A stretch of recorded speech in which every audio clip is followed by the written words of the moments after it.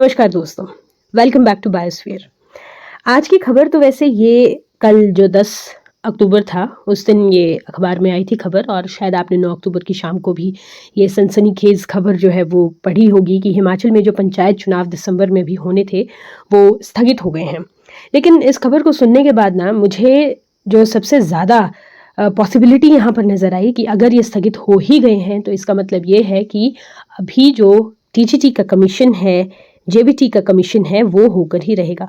और अभी आज या पिछले कल ही आपने हमारे शिक्षा मंत्री जी को भी सुना होगा कि वो दिसंबर के लास्ट तक ये सारी की सारी जो प्रक्रिया है उसको पूरा कर देंगे। फिर चाहे वो शिक्षक मित्र उन्होंने भर्ती करने हैं या फिर ये जो जितने भी ये कर रहे हैं ना, ये जितनी भी भर्तियां कर रहे हैं इनको इन्होंने पूरा करना है, तो ऐसा कहा जा रहा है। अच्छा, अभी ये देख लेते हैं कि पंचायत चुनाव स्थगित क्यों किए गए हैं। देखो, आपदा बहुत ज़्यादा आई है और सरकार ये कह रही है कि बहुत सारी ये जो हमारी कैजुअलिटीज़ हुई हैं और कैजुअलिटीज़ के साथ साथ जितने भी यहाँ पर डिज़ास्टर हमने देखने को मिला है, बहुत सारे गांव तबाह हो गए हैं, लोगों के घर तबाह हो गए हैं, तो इस बीच में अगर पंचायत चुनाव करवाते हैं तो वो बिल्कुल भी अच्छा नहीं है। इन पंचायत चुनावों को कुछ देर पोस्टपोन करके हम जो टाइम है, जो हमारा रिसोर्सेज हैं, उसको अगेन हिमाचल के जो विकास है, अगेन मैं विकास तो नहीं कहूँगी, लेकिन जो दोबारा इसको अच्छे से बसाना है उसको लेकर यहाँ पर काम किया जाना है।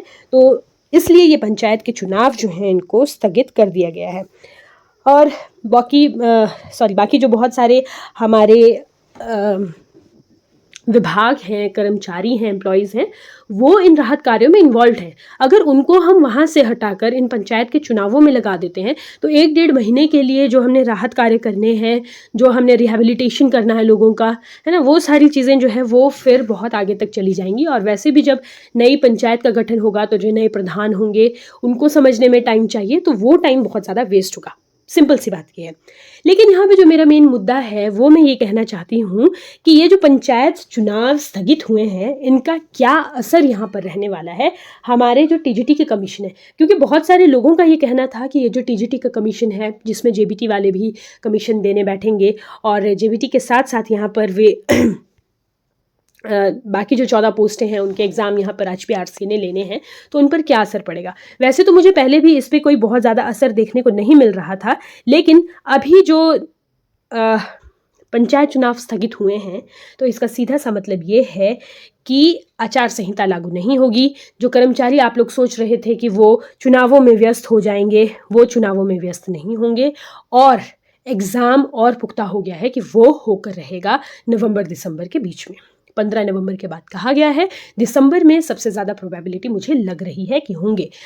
बाकी वैसे देखा जाए तो क्योंकि एजेंसी जो है वो HPRC ने फाइनल कर दी है, अभी एजेंसी अगर फाइनल हो चुकी है तो इसका मतलब ये समझिए कि सेंटर भी उन्होंने ही अलॉट करने हैं, उन्होंने ही शिफ्ट अलॉट करनी है कि किस शिफ्ट में कितने बच्चे होंगे। हालांकि ये बहुत मुश्किल है कि इंफ्रास्ट्रक्चर हिमाचल में उतना ज़्यादा नहीं है कि 72-73 हज़ार बच्चों का जो कमीशन है वो एक साथ लिया जाए। तो ये उनकी सिरदर्द है, वो किस तरह से इसे हैंडल करेंगे, पेपर सेटिंग किस तरह से करेंगे, किस तरह से वे नॉर्मलाइजेशन करेंगे सारी शिफ्ट का, क्योंकि एग्ज़ाम तो हर शिफ्ट में अलग अलग ही लेना पड़ेगा ना उनको। तो CBT अगर करवाना है तो ये चैलेंज है, लेकिन इस चैलेंज का असर आप लोगों की तैयारी पर नहीं पड़ना चाहिए। एक और बात जो मैं यहाँ पर सोच रही थी कि यही जो नवंबर दिसंबर का जो टाइम होता है, जनवरी का टाइम होता है, यहाँ पर हमें बहुत सारे नेट के एग्ज़ाम भी देखने को मिलते हैं, नेशनल एलिजिबिलिटी टेस्ट। ये जो नेशनल एलिजिबिलिटी टेस्ट होते हैं ये पूरे देश में किसी भी कॉलेज में अगर आप टीचिंग करना चाहते हो तो उसकी एलिजिबिलिटी होती है, ठीक वैसे ही जैसे टेट एक एलिजिबिलिटी है स्कूल्स में पढ़ाने के लिए, ठीक है। तो ये जो नेट का एग्ज़ाम होगा ये हर सब्जेक्ट का होता है और अभी क्या है, इसको ऑनलाइन मोड में भी कर दिया गया है। तो जब ये ऑनलाइन मोड में यहाँ पर हो रहा है तो सबसे बड़ी बात ये है कि नवंबर दिसंबर में अगर नेट के लिए बच्चे बैठ रहे हैं तो वहाँ पर भी तो कंप्यूटर सिस्टम ऑक्यूपाइड रहेंगे, और अगर वो ऑक्यूपाइड रहते हैं तो उस दौरान कैसे ये एजेंसी एग्ज़ाम करवाएगी वो देखने वाली बात हो सकती है। चाहे CSIR का नेट हो, चाहे UGC का नेट हो, कंप्यूटर सेंटर्स तो ऑक्यूपाई रहेंगे ही रहेंगे। और इसके साथ ही बहुत सारे अलग अलग एग्ज़ाम होते हैं जो CBT बेस्ड होते हैं, तो वहाँ पर भी ऑक्यूपाई रहेंगे। लेकिन मैं फिर यही कह रही हूँ कि ये एजेंसी की सिरदर्दी है कि वो इसको करेगी या नहीं करेगी या किस तरह से करेगी। अभी मुझे मिर्ज़ा गालिब का एक बहुत अच्छा शेर याद आता है यहाँ पर। मिर्ज़ा गालिब कहते हैं कि उम्र भर गालिब यही भूल करता रहा, धूल चेहरे पर थी आईना साफ करता रहा, है ना। तो हम अगर यही कहते रहेंगे कि एजेंसी नहीं कर पा रही है, अभी नहीं होगा, फलाना होगा, ढिमका होगा, जो भी होगा, तो ये हमारे सोचने की बात नहीं है। हमारे हाथ में सिर्फ हमारी तैयारी है, हमारा चेहरा सिर्फ हमारी तैयारी है जिसकी धूल हमें साफ़ करनी है।